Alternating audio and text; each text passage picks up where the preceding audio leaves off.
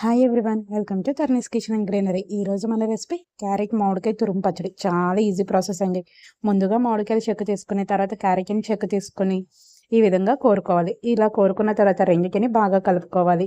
చూసారు కదా, చూపిస్తున్న విధంగా కలుపుకొని దాంట్లోకి 1/2 టేబుల్ స్పూన్ పసుపు, రుచికి సరిపడా ఉప్పు, అదేవిధంగా 1 టేబుల్ స్పూన్ కారం అనేది కూడా యాడ్ చేసుకొని బాగా కలుపుకోవాలి. మామిడికాయలు తెలిసిన వాళ్ళు ఇచ్చారండి. సో చూడగానే నోట్లో నీళ్ళు వచ్చేసి ఈ విధంగా చేస్తాను. ఇప్పుడు బాండి తీసుకుని 2 టేబుల్ స్పూన్లు ఆయిల్ వేసుకుని దాంట్లోకి ఆవాలు, పచ్చిశనగపప్పు, మినప్పప్పు, 1/2 టేబుల్ స్పూన్ మెంతులు, వీటన్నిటిని బాగా ఎంచుకోవాలి. ఈ చట్నీ కనీసం మనకు వారం నిల్వ ఉంటుందండి.